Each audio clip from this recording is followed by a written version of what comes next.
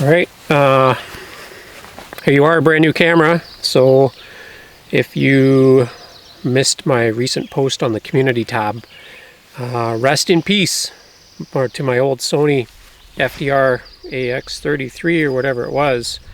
So I've upgraded and I'm giving my new camera a run, so I'm just going to film a short video today.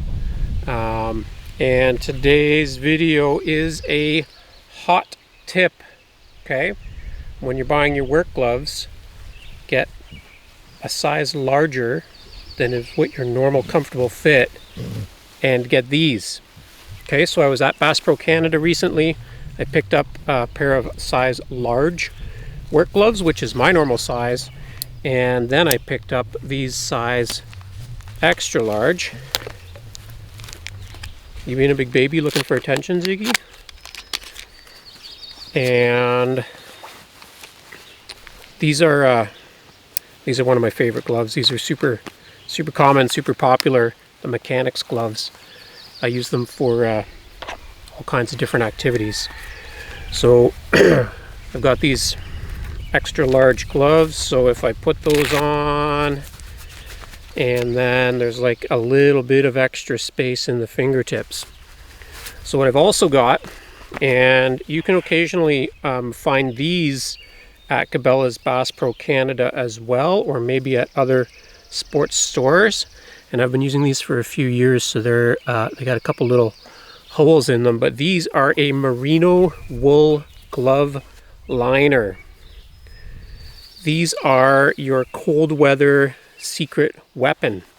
So not only will they keep your hands warmer when you're wearing your work gloves, but they will also cushion your hands a little bit, makes them really comfy to wear, and they might even help with sweat when it's warmer out.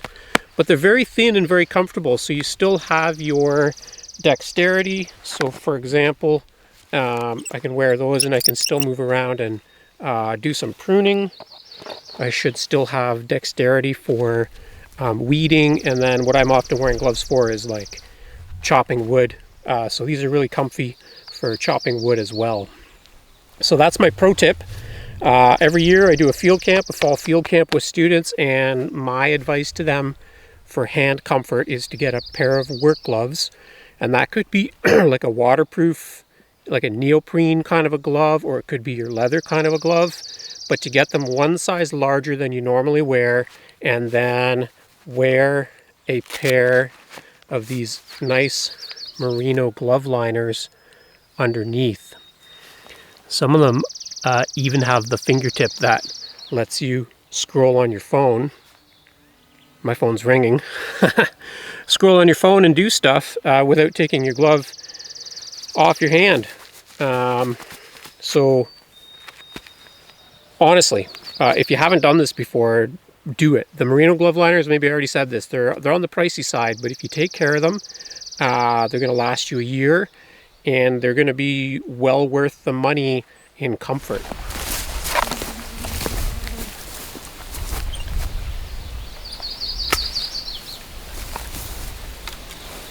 I already did a bit of a pruning through here in the earlier spring,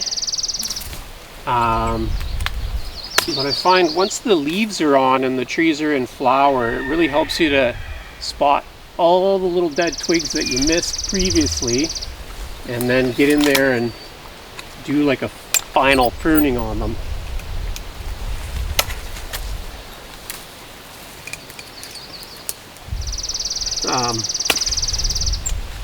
I basically doubled down on perennials this year. So these trees behind the camera and in front of the camera, this is a row of trees that my parents planted about maybe 30 years ago. It was a long time ago. I was a little kid, and I remember this. When they did these trees and the raspberry patch beside me, they tilled the ground, and then they tried to convince me that it was worth my while to pick quackgrass roots and fill feed bags, and they were going to pay me 10 cents a bag. Can you imagine that? Anyway, these trees, they've had bear damage, they've suffered wind damage and so on, and most of them don't produce apples anymore. They're beautiful trees.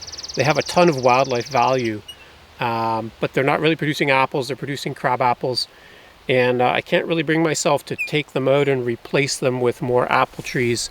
But what I've done is I've bought new zone hardy heirloom variety apple trees, such as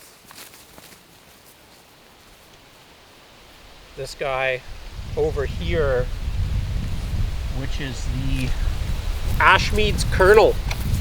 So I have two that are Ashmead's Kernel. I got two Sweet 16. I got two Sando. So I'm doing a bit of a garden reclamation and expansion this year, so putting some more perennials around them. And I bought two pair of zone hardy pear trees, and I put them up where I planted a pear 20 years ago, I think, and it doesn't have a companion pear, so it's never produced fruit. So I'm hoping now with two new pear trees up there, I'll get 3 trees producing fruit. And I also doubled down on my red currant shrubs. I had them suckering from the roots, so I split them and moved them and spaced them out. So now I've gone from 3 to 7 plants, or from 4 to 8. So basically doubled the number of black currant shrubs I had. And so of course there's a lot of pruning involved in that as well. What about you? You need some pruning? Hey, you need some pruning? How about that tail? What if we just prune this tail? Hey, you're not even worried one bit, are you? You're not even worried. You should be. You should be worried. Hey, trim your nose. Snip, snip, snip. Trim your toes off. You don't care as long as you're getting pet. Hey? Big baby. Big baby. You're happy, aren't you?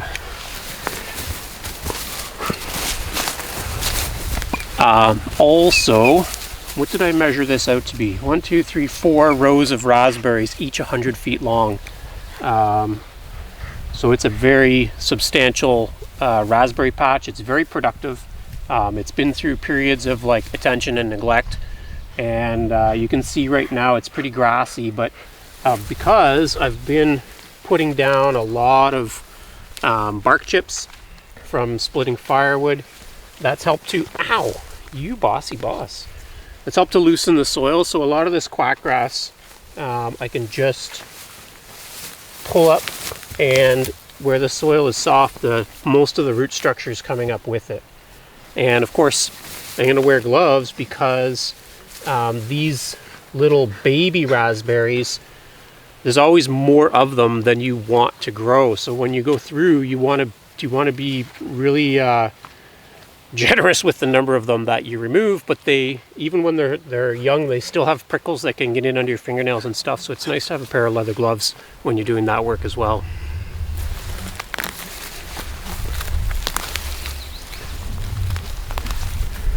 Where these weeds are growing in tight to the plants, it's just nice to be able to kind of get your fingers in there without coming out covered in prickles. But there are just lots of these baby raspberries, and if you let them all grow, it takes production away from the more mature canes, which these ones I've all I've trimmed them and thinned them and mulched around them, and I've spaced them to get maximum production.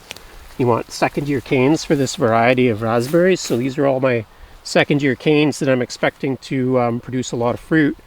And then these other canes that are starting to grow this year, well, that's a weed. These will be my second year canes next year, so I want to now be thinking ahead a year. And where I got this little weakling really close to this nice one, I'm going to take that out and make sure that I've got space around that guy and that I mulch it. So at the end of the season, when I cut these ones back, this is my next year's fruiting cane.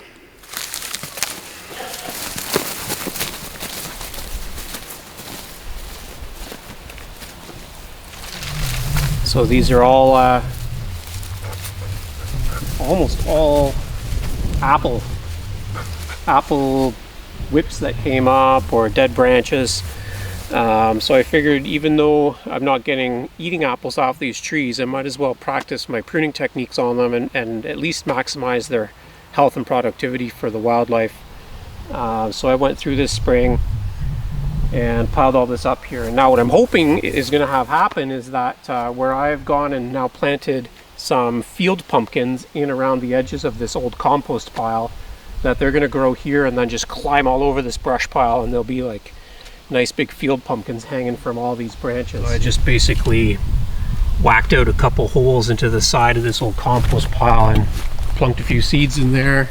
We've gotten some rain recently, so hopefully that gets things started. I don't see any sprouts yet, but somehow I ended up with some wild garlic mustard in this compost pile, so I have to have a good look every few days, and I'll show you what I mean. Every few days at this time of year, got to get in there and just watch for these little garlic mustards. Now, as long as you can just pull them out and lay them down to die before they produce their seeds, then you can control a patch by depleting the seed bank. And most years I think I've done a pretty good job of getting them before they've gone to seed. So hopefully, you know, within another year or two, I can extinct them from this patch. I know you'd rather watch me split firewood right now, but I don't have any firewood to split. So I guess what I can do is drag some branches around.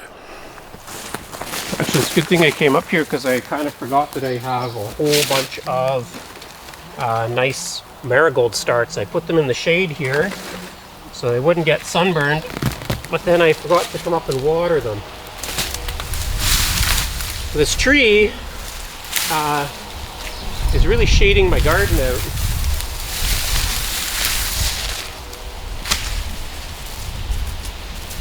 So it's on my hit list.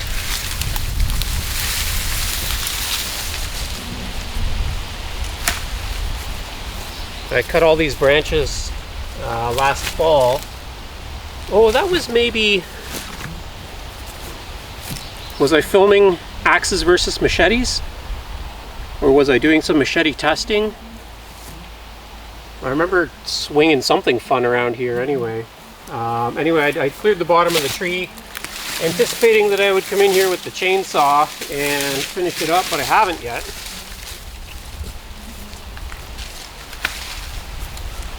And that's pretty much because I have a million different projects on the go.